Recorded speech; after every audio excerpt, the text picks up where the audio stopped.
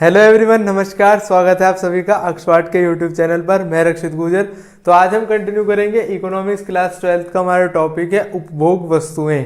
तो उपभोग वस्तुएं क्या होती हैं और इनका क्या एग्जाम्पल है और इसके कितने प्रकार होते हैं उसको हम समझेंगे इस वाली वीडियो में। इससे पहले हमने समझा हुआ है मध्यवर्ती वस्तुएं और अंतिम वस्तुओं में क्या फर्क होता है, क्या अंतर होता है। तो स्टार्ट करते हैं वीडियो को। तो सबसे पहले हम समझेंगे कि उपभोग वस्तुओं का अर्थ क्या होता है। तो उपभोग वस्तुएं वे वस्तुएं होती है जो मनुष्यों की जरूरतों को पूरा करती है, यानी कि ये ऐसी वस्तुएं होती है जो हमारी आवश्यकताओं को पूरा करती है। हमारी आवश्यकताओं को कैसे पूरा करती है, इन्हें उपभोक्ता वस्तुएं भी कहते हैं। ठीक है, जो उपभोग वस्तुएं होती हैं इनको उपभोक्ता वस्तुएं भी कहते हैं। उपभोक्ता वो पर्सन होते हैं जो डायरेक्टली किसी भी सामान का इस्तेमाल करते हैं खुद के लिए। मतलब उपभोक्ता वो लोग होते हैं जो सामान का इस्तेमाल करते हैं। जैसे कि हम लोग हैं, हम सामान का इस्तेमाल करते हैं, हम बिस्किट को खाते हैं, हम दूध पीते हैं, हम टी शर्ट पहनते हैं। हम इन सब चीज़ों को बनाते नहीं हैं। अगर हम इन सब चीज़ों को बनाते तो हम उत्पादक कहलाते, लेकिन अगर हम इन सब चीज़ों का उपयोग कर रहे हैं तो हम उपभोक्ता कहलाएंगे। तो उपभोक्ता वो लोग होते हैं जो सामान का इस्तेमाल करते हैं। तो जो उपभोग वस्तुएं होती है इनको उपभोक्ता वस्तुएं भी कहते हैं। ये वस्तुएं हमारी जरूरतों को प्रत्यक्ष रूप से पूरा करती है।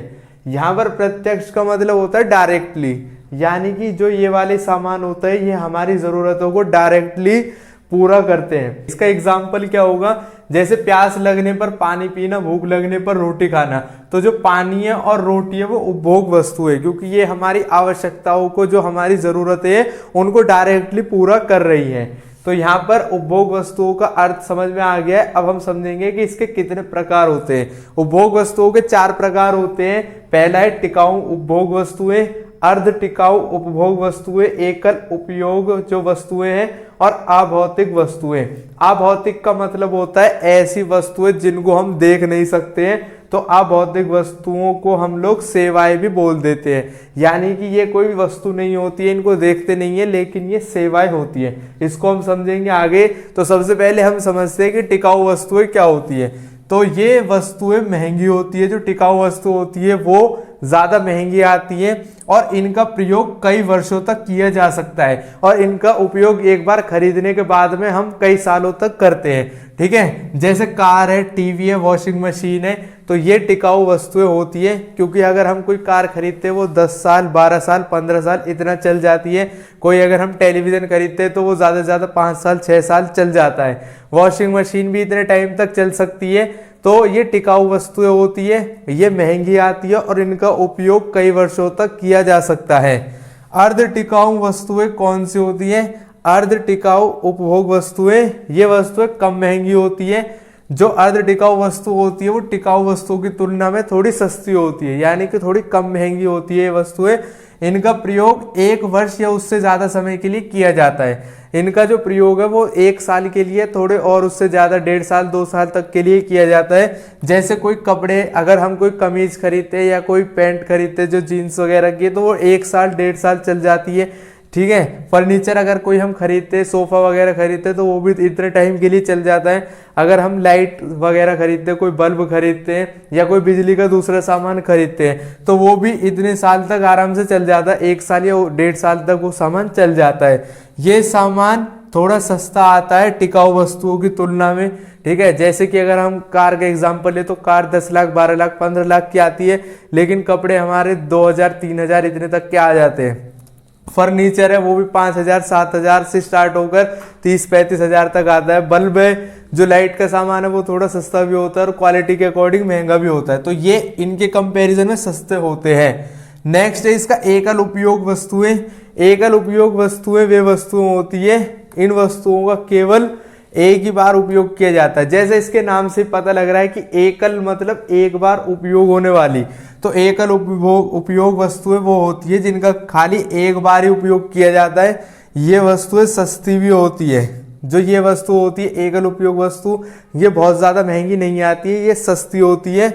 जैसे बिस्कुट है, ब्रेड है। अब जैसे बिस्कुट है 5 रुपए, 10 रुपए का आ जाता है।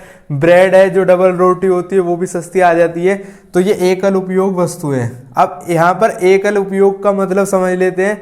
अब जैसे बिस्कुट है, इसका उपयोग हम एक ही बार खरीदेंगे, ऐसा नहीं है कि एक बिस्कुट का पैकेट खरीद लिया उसको हम बार बार खाएंगे। एक पैकेट खरीदा है तो उसको एक बार खाने के बाद में वो खत्म है फिर बिस्किट, ठीक है। अगर हम एक ब्रेड का पैकेट खरीदते हैं और उसको खा लेते हैं तो उसके बाद में वो ब्रेड खत्म है, ठीक है। तो यहाँ पर एकल उपयोग वस्तुओं का मतलब होता है कि ये सामान खाली एक ही बार उपयोग हो सकता है, ऐसा नहीं है कि हम बार बार इनका उपयोग कर सकते हैं। तो ये सस्ते होते हैं और एक ही बार उपयोग हो सकते हैं, और इसका उदाहरण है जैसे बिस्कुट, ब्रेड है या कोई खाने पीने का सामान है, दूध है, ठीक है। उसके बाद है लास्ट में अभौतिक वस्तुएं या सेवाएं। अभौतिक का मतलब है कि जिनको हम देख नहीं सकते हैं, ठीक है। तो ये वस्तु नहीं होती है पहली बात तो, लेकिन हमारी जरूरतों को पूरा करती है।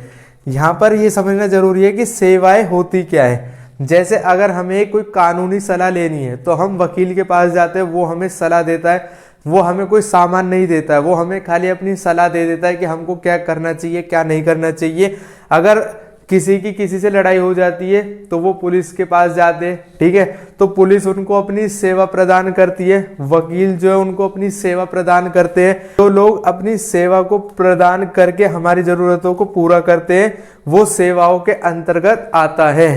तो ये वस्तु नहीं होती है लेकिन हमारी जरूरतों को पूरा करती है, और इनका उदाहरण है जैसे वकील है, पुलिस है, ये ठीक है। तो सेवा का मतलब होता है उसमें कोई सामान इंक्लूड नहीं होता है, लेकिन जो पर्सन अपनी सेवा प्रदान करता है वो उसके बदले में कुछ चार्ज करता है। तो ये थी उपभोग वस्तुएं। तो उपभोग वस्तुओं को उपभोक्ता वस्तुएं भी कहते हैं, और ये ऐसा सामान होता है जो हमारी जरूरतों को डायरेक्टली पूरा करता है, यानी कि हमारी जो जो आवश्यकता होती है उसको डायरेक्टली पूरा करता है। तो ये थी हमारी वीडियो, इसी के साथ मिलते हैं अपनी नेक्स्ट वीडियोस में। तब तक के लिए हंसते रहिए, मुस्कुराते रहिए और जुड़े रहिए एक्सपर्ट के साथ। जय हिंद, जय भारत।